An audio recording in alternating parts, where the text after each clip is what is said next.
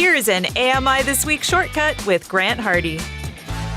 Well, it is always a blast working with accessibility consultant, entrepreneur, and inspirational speaker Marco Pasqua. So amidst these crazy times where, let's be honest, our spirits could do with some lifting, he seemed like the perfect guy to talk to. From home, Marco Pasqua. Hey, Marco, how's it going? It's going well, Grant. You're a pretty positive, upbeat guy no matter what. But I have to imagine that COVID has been tough on you. Can you talk a little bit about some of the challenges you've experienced? I've struggled with anxiety and depression for many, many, many years before COVID was even in the picture. And when this first took place, I had the opportunity to spiral down and potentially go into a negative space. In fact, I did have those moments, especially when things were first happening, because I don't know about you, but as a wheelchair user, I often still get looks from, general people in the community as I'm wheeling around. Maybe they're curious about my chair or my condition. But now with COVID, I've actually noticed delivery drivers and things of this nature, actually watching me even closer. And I can't quite figure out in the beginning if it was because they thought maybe I'm more susceptible to the virus because I'm in a wheelchair, or potentially maybe I have the virus because I have a disability. But then I remind myself that as a wheelchair user, I've already been practicing social distancing and hygiene things that are above and beyond your average civilian for many years, because I'm wheeling a lot, right? So I'm using my hands to push.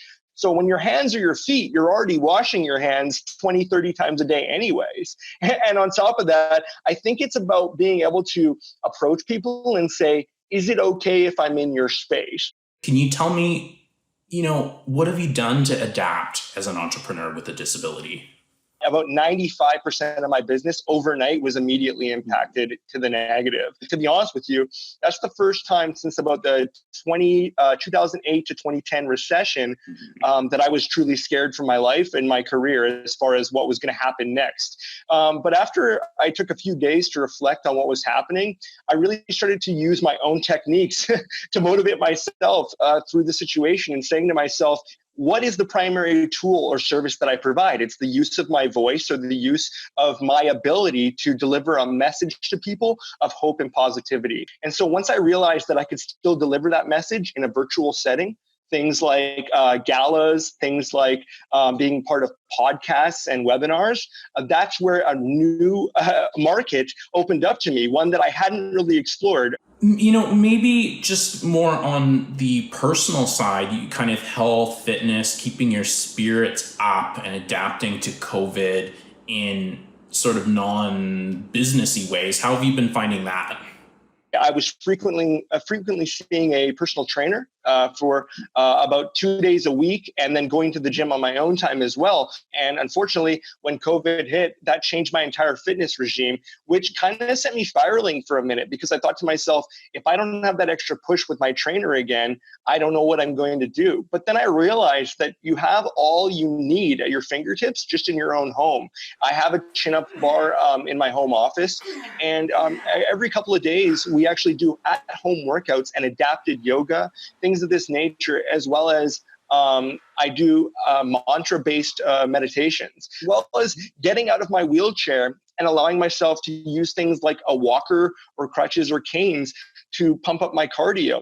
I was going to ask you if you had advice, for people in the community, maybe who are struggling or who don't have those kind of support systems that I know I rely on. What do you do? There is a real opportunity now for us to all calm down and sit back and reflect on the type of people we want to become in ways that our normal 9-to-5 life wouldn't allow us to do.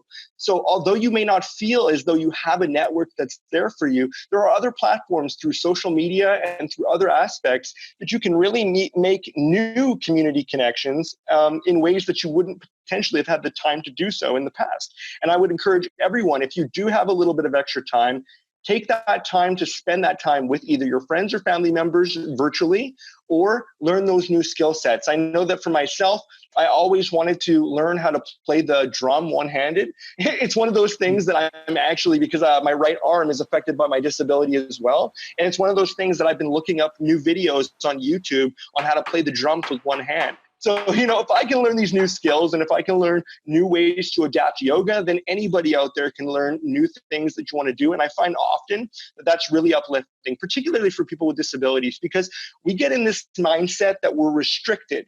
But I think that restriction only comes from the societal barriers that we keep hearing that we're under. If you change the way you look at your life and the way that you see yourself in reality, then you can honestly accomplish many, many things. We are in a blessed time to know that we have the technology that we do at our fingertips. And that means that the sky's the limit as far as our education and our learning capabilities. I can't wait to spend some time in person when we can. And in the meantime, it's been great chatting with you. Awesome, man. Great chatting with you as well. Have a great day.